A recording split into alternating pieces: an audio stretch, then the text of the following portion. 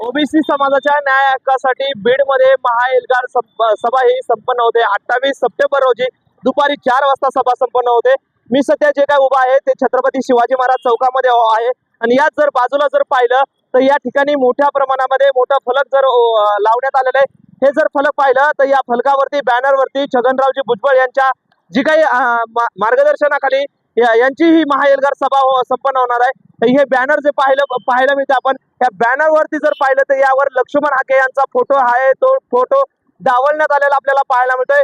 आणि जे काही ओबीसीचे नेते असतील छगनरावजी भुजबळ यांचा हा फोटो आहे आणि यांची ही सभा संपन्न होणार आहे। आणि या बॅनर वरती जर पाहिलं तर मंत्री पंकजा मुंडे आणि धनंजय मुंडे तसेच जयदत्त क्षीरसागर, गोपीचंद पडळकर आदी नेत्यांचा ओबीसी नेत्यांचा या बॅनर वरती फोटो आहे। जर पाहिलं तर ही सभा आहे महाएल्गार सभा छत्रपती संभाजी महाराज क्रीडांगण। जे काही महाराजांचा पुतळा आहे शिवाजी महाराजांच्या या पुतळ्याच्या बाजूला संभाजी महाराज क्रीडांगण आहे। या क्रीडांगणावर ही सभा संपन्न होते। मोठ्या तयारी या सभेची आहे, ती जय्यत तयारी करण्यात आली। आपण जर पाहिलं तर या पुतळ्याच्या बाजूला महाराजांच्या पुतळ्याच्या बाजूलाच बॅनर सुद्धा या ठिकाणी चोहीकडे बॅनर लावलेले आहेत। बीड शहरामध्ये चोहीकडे बॅनर लावण्यात आलेले आहेत, परंतु या बॅनर वरती जर पाहिलं तर लक्ष्मण हाके यांचा फोटो पाहायला मिळत नाही।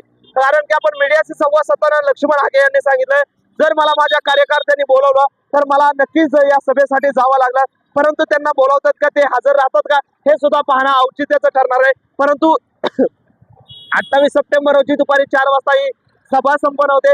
या सभेमधून नेमका छगनरावजी भुजबळ नेमकं काय बोलतात याकडे संपूर्ण राज्याचं लक्ष लागलेलं आहे। परंतु या सभेसाठी नेमका लक्ष्मण हाके उपस्थित राहणार का, यावर आता प्रश्नचिन्ह निर्माण झालेलं आपल्याला पाहायला मिळतंय। माऊली न्यूज मीडियासाठी अभिजित पवार, बीड।